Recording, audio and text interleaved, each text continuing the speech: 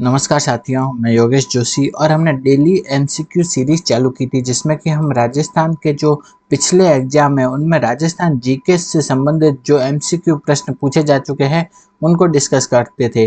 तो अब आज हम देखते हैं, कुछ प्रश्न देखते हैं। सबसे पहले हम देखते हैं गागरोन का किला स्थित है, तो गागरोन का दुर्ग कहाँ पे स्थित है? वो स्थित है झालावाड़ में। गागरोन का दुर्ग कहाँ पे स्थित है? झालावाड़ में। अगला प्रश्न है पशु पक्षियों एवं प्राकृतिक सौंदर्य का चित्रण किस चित्र शैली की विशेषता है? तो बूंदी चित्र शैली। बूंदी चित्र शैली में क्या है? पशु पक्षियों एवं प्राकृतिक सौंदर्य का चित्रण किया जाता है। पशु पक्षियों का चित्रण कौन सी चित्र शैली में किया जाता है? वो है बूंदी चित्र शैली। नेक्स्ट है पीठीरा गीत कद गाइजे। ठीक है, तो पीठीरा गीत कद गाइजे, तो पीठी मतलब किसे कहते हैं? वो हल्दी लगाते हैं ना, तो वो पीठी उस टाइम का विवाह के टाइम गाया जाता है। ठीक है, तो पीठी रा गीत कद गाइजे, तो इसका आंसर होगा विवाह के टाइम, ब्याह मतलब विवाह। नेक्स्ट हम देखते हैं कौन सा पेट्रोलियम उत्पादन स्थल बाड़मेर जिले में स्थित नहीं है? तो बाड़मेर जिले में कौन सा स्थित नहीं है? मंगला बाड़मेर में है, भाग्यम बाड़मेर में, ऐश्वर्या ये भी बाड़मेर में, घोटारू घोटारू बाड़मेर में नहीं है। ठीक है, तो घोटारू इसका आंसर होगा। नेक्स्ट हम देखते हैं जैन कवि समय सुंदर री रचना नी है, तो नी मतलब नहीं है। ठीक है, तो जैन कवि समय सुंदर री रचना कौन सी नहीं है ये बताना है। तो मृगावती रास इनकी रचना है। नल दमयंती चौपाई ये भी समय सुंदर की जी की रचना है। सीताराम चौपाई ये भी इनकी रचना है, लेकिन जो पद्मिनी चरित चौपाई है वो उनकी रचना नहीं है, तो इसका आंसर हो जाएगा सी। आगे हम देखते हैं भीलों के कमरे के बाहर स्थित बरामदे को कहा जाता है।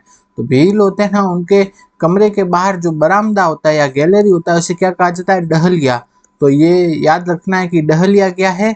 जो भील जनजाति के लोग होते हैं उनके कमरे के बाहर एक बरामदा बनाया होता है उसे कहा जाता है डहलिया। नेक्स्ट हम देखते हैं 2011 की जनगणना के अनुसार कौन से जिले में एसटी महिला साक्षरता न्यूनतम है?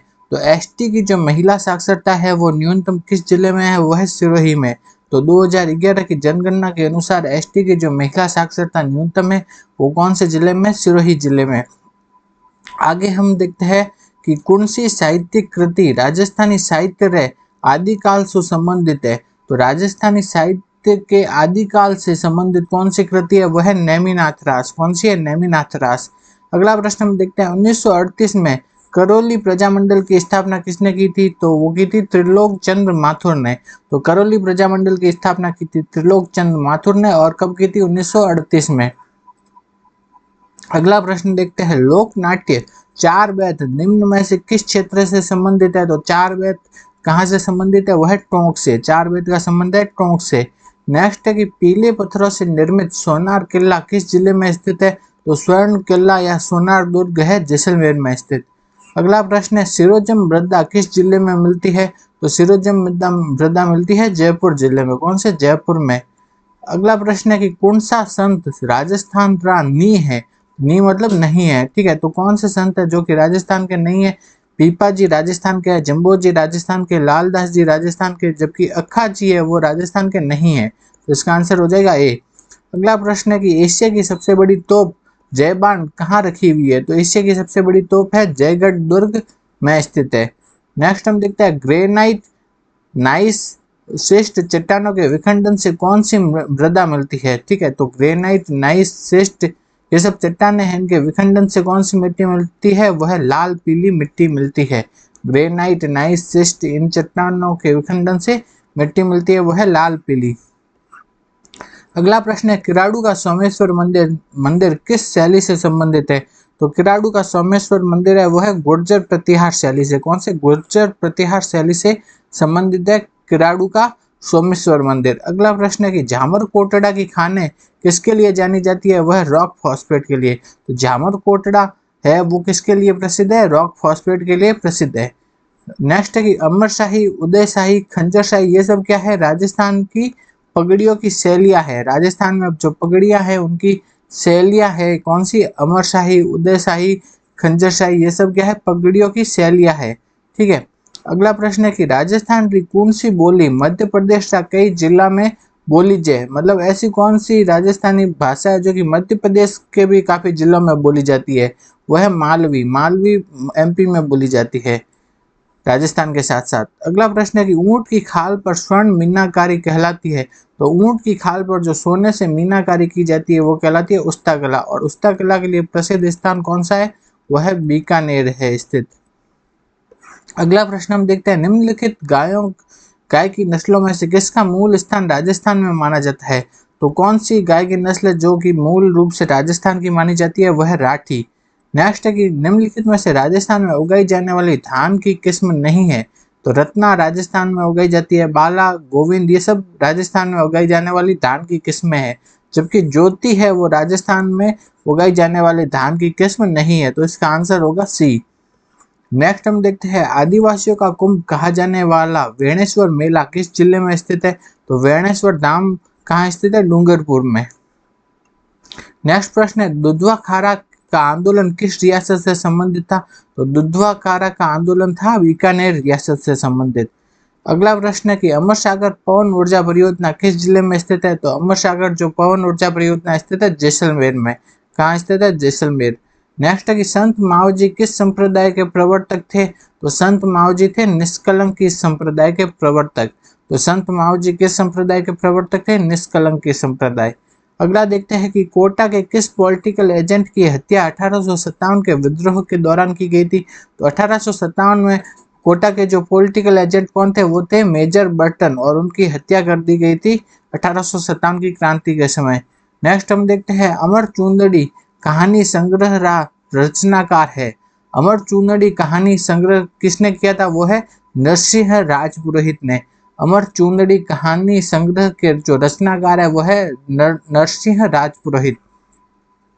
अगला प्रश्न है, यूनानी शासक मिनेंडर के सिक्के किस सभ्यता से मिले हैं? वह बैराट सभ्यता से। यूनानी शासक मिनेंडर के सिक्के मिले हैं बैराट सभ्यता से। नेक्स्ट प्रश्न है, कुर्जा, पीपली, घुघड़ी, केवड़ा ये सब क्या है? तो कुर्जा, पीपली, घुघड़ी, केवड़ा ये सब क्या है? राजस्थानी लोकगीत है। ठीक है, राजस्थान में गाए जाने वाले लोकगीत है कुर्जा, पीपली, घुघड़ी, केवड़ा ये सब है। ठीक है, अगला प्रश्न देखते हैं, गुलाबी संगमरमर का खनन क्षेत्र कौन सा है? वह है बाबरमल। तो गुलाबी संगमरमर है उसका जो खनन क्षेत्र कौन सा है? वह है बाबरमल गुलाबी संगमरमर का खनन क्षेत्र है। अगला प्रश्न है, चिरमी राज्य के कौन से क्षेत्र में मिलती है? तो चिरमी मिलती है कहाँ? पूर्वी मैदान में। राजस्थान के जो पूर्वी मैदान वाला इलाका है वहाँ चिरमी अधिक पाई जाती है। चिरमी क्या होता है? एक इस टाइप का बीज होता है जो काला और लाल रंग का बना होता है।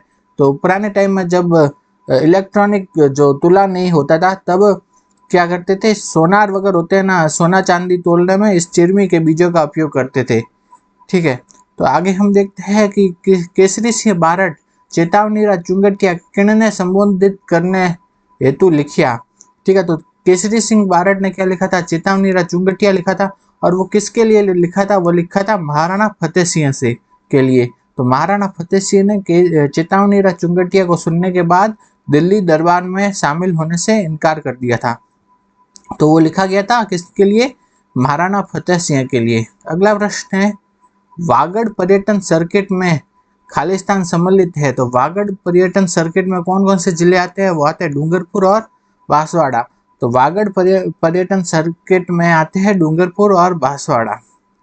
नेक्स्ट है कि पंजाब रे अबोहर फजिलका और भटिंडा खेतर में राजस्थानी री कौन सी बोली रो असर है? तो पंजाब वाले इलाके में राजस्थान की कौन सी बोली बोली जाती है? वह है बागड़ी। ठीक है, तो एक तो होता है वागड़ी, ठीक है वागड़ी, और एक होता है बागड़ी। तो ये क्या है? बागड़ी वाला है। ठीक, बागड़ी।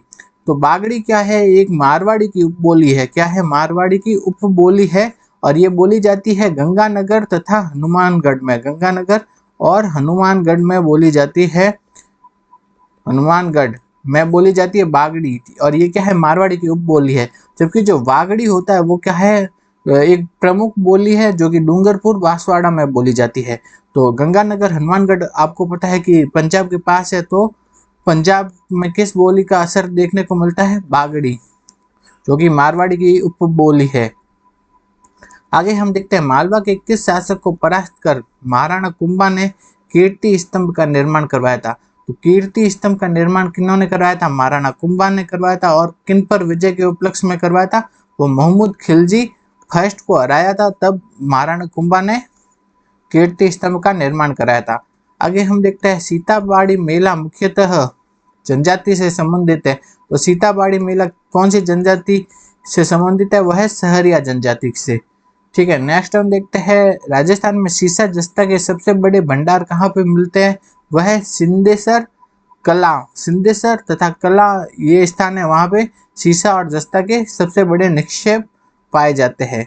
अगला हम देखते हैं मारवाड़ विजय का प्रतीक सरगासुली। सरगासुली क्या है? मारवाड़ क्या मराठा विजय का प्रतीक है। ठीक है, सरगासुली क्या है? मराठा विजय का प्रतीक है और इसका निर्माण करवाया था ईश्वरी सिंह ने। तो सरगासुली क्या है? मराठा विजय का प्रतीक और इसका निर्माण करवाया था ईश्वरी सिंह ने। नेक्स्ट हम देखते हैं बड़ला सोलर प्लांट राजस्थान के किस जिले में स्थित है? तो वो है जोधपुर। पहले जोधपुर में स्थित था, अब तो फलोदी बन गया है नया जिला। तो फलोदी ऑप्शन में हो तो फलोदी राइट होगा। तो बड़ला सोलर प्लांट स्थित है फलोदी के आसपास। ठीक है, नेक्स्ट हम देखते हैं एशियाई खेलों में स्वर्ण पदक जीतने वाले पहले भारतीय रोवर बजरंग लाल ताखर राजस्थान के किस जिले से संबंधित है? तो वो है सीकर जिले से। ठीक है, तो बजरंग लाल ताखर का संबंध है सीकर जिले से है।